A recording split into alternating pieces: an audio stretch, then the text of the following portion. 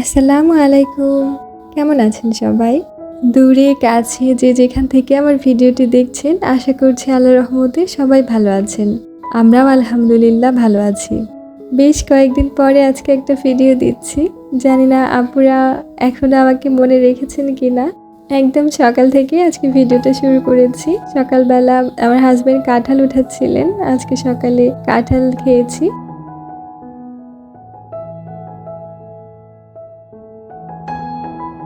সকালে খাওয়া-দাওয়া সেরে উনি বাইরে চলে গিয়েছেন আর এখন এই তো আমি আমার মতো কাজ করে নিচ্ছি।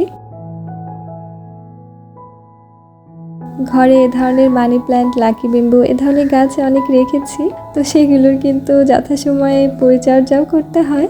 বিশেষ করে কাচের এরকম ট্রান্সপারেন্ট বোতলগুলো আরও বেশি তাড়াতাড়ি পানি চেঞ্জ করতে হয়, নয়তো একটা শ্যাওলা পড়ে যায়। আর যেগুলো ট্রান্সপারেন্ট নয় সেগুলো একটু দেরিতে করলেও সমস্যা হয় না। আমার হাজবেন্ড পেশায় একজন টিচার।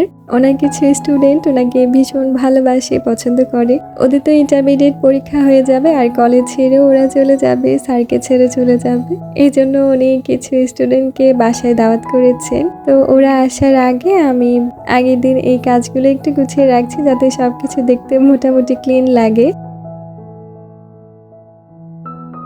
এই যে আমার গাছের গন্ধরাজ ফুল একদম শুকিয়ে গিয়েছে। ছোট্ট একটা বোতলে পানির মধ্যে ফুলটা রেখেছিলাম। আর এই ফুলটা এভাবে পানির মধ্যে রাখলে মিনিমাম 4-5 দিন এত সুন্দর স্মেল দেয়, ভীষণ ভালো লাগে আমার। তাই যখনই আমার গাছে এই ফুলটা ফোটে আমি একটা করে ফুল এনে এভাবে পানিতে রেখে দেই।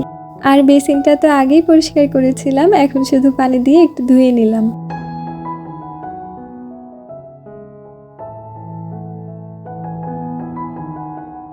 কাজ করতে করতে ভীষণ ক্লান্ত লাগছিল, এজন্য 1 কাপ চা বানিয়ে নিলাম। যদিও দুধ চা বানাতে আর খেতে আমার কোনো এক্সকিউজ লাগে না।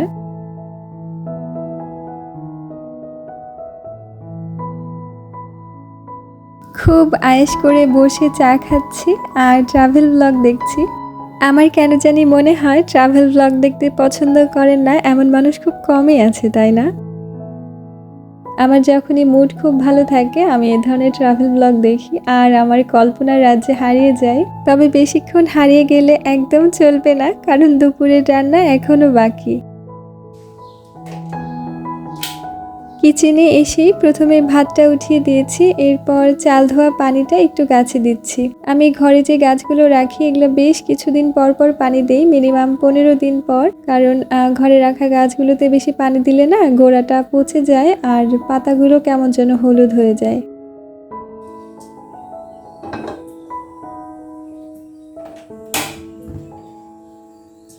ধুন্দুল খেতে অনেকেই ভালোবাসেন, আমারও ভালোই লাগে। আজকে চিংড়ি মাছ দিয়ে ধুন্দুল ঝোল করব। এজন্য প্রথমে একটুখানি পাঁচফোড়ন আর একটু জিরা দিয়েছি, কাঁচামরিচ আর পেঁয়াজ দিয়ে একটু ভেজে নিয়ে চিংড়ি মাছটা দিয়ে লবণ, হলুদ আর ধনিয়া গুঁড়া দিয়ে 2 মিনিটের মতো কষিয়ে নেব।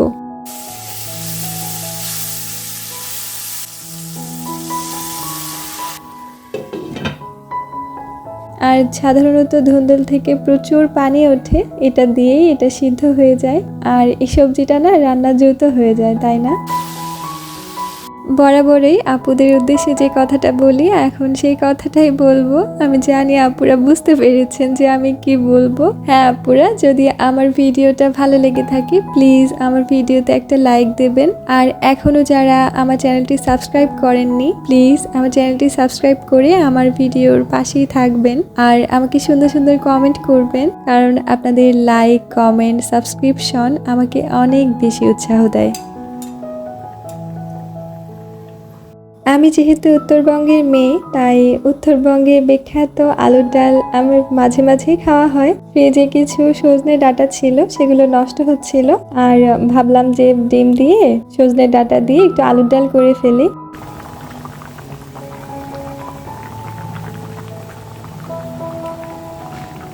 ফ্রিজে রান্না করা গরুর মাংস ছিল, সেগুলো আগে বের করে রেখেছিলাম, নর্মাল হয়ে গিয়েছে, এখন ভাজা ভাজা করে নামাবো।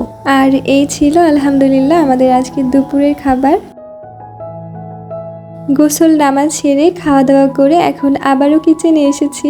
কালকে যেহেতু আমার হাজবেন্ডের স্টুডেন্টরা বাসায় আসবেন তো এই জন্য একটু কাস্টার্ড বানিয়ে রেখে দেবো আজকেই। কিচেনের জন্য দুটো টাওয়াল কিনেছিলাম। নতুন কোনো কিছু কিনলেই না মনে হয় কতক্ষণে সেটা ব্যবহার করতে পারবো। কাস্টার্ড বানানোর জন্য প্রথমেই আমি কাস্টার্ড পাউডারটা মিক্স করে রাখবো। 3 লিটার দুধকে জাল করে আমি 2 লিটার করে নেব, তারপর কাস্টার্ড পাউডার অ্যাড করব। আর 2 লিটার দুধের জন্য আমি এখানে 6 টেবিল চামচ পরিমাণ কাস্টার্ড পাউডার নিয়েছি। আর জাল করা ঠান্ডা দুধ দিয়ে এটা এখন মিক্স করে রাখবো।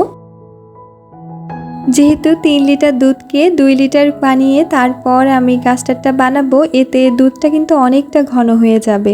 আর এই ক্ষেত্রে 2 লিটার দুধের জন্য 6 টেবিল চামচ পরিমাণ কাস্টার্ড পাউডার যথেষ্ট। তবে 2 লিটার দুধকে যদি ঘন না করে বানাই সেক্ষেত্রে আরও 1 বা 1.5 টেবিল চামচ পরিমাণ কাস্টার্ড পাউডার এখানে বেশি লাগতে পারে।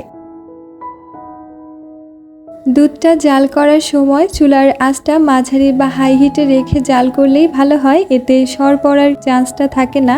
দুধে যখন বলক চলে আসবে তারপর এখানে 1.5 কাপ পরিমাণ চিনি দিয়েছি। মিষ্টিটা আসলে নিজের উপর ডিপেন্ড করে, তবে 2 লিটার দুধের জন্য 1.5 কাপ পরিমাণ চিনি যথেষ্ট।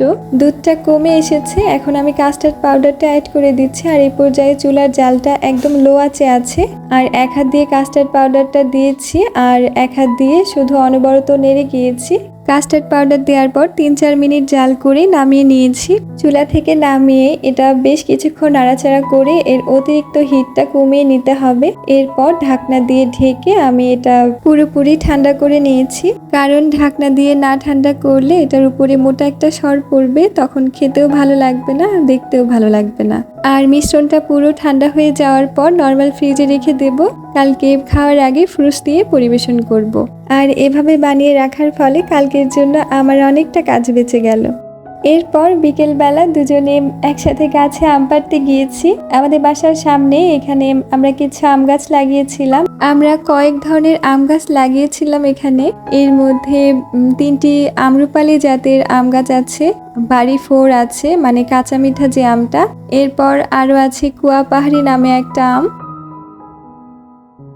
এখন যে গাছটি থেকে আম পাড়ছেন এটাই হচ্ছে আম্রপালি আম। আর এই গাছটা না আমরা সবার প্রথমে লাগিয়েছিলাম। আমাদের বিয়ের প্রায় 3 বছর পর আমরা এই গাছগুলো লাগিয়েছিলাম। আমার হাজবেন্ড গাছ লাগাতে ভীষণ পছন্দ করেন, মূলত এজন্যই আব্বু এই গাছগুলো পাঠিয়েছিলেন তার জামাইয়ের জন্য।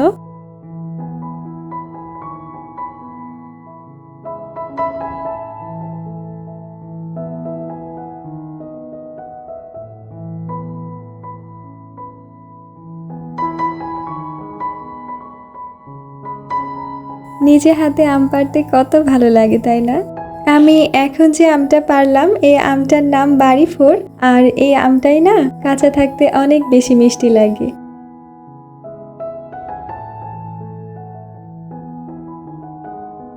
এই আমটির নাম কুয়া পাহাড়ি। এই আমটিও ভীষণ মিষ্টি খেতে। এই গাছে এবার 4-5টি আমই মাত্র ধরেছিল, তবে আমরা শুধুমাত্র এই 2টো আমই পেয়েছি।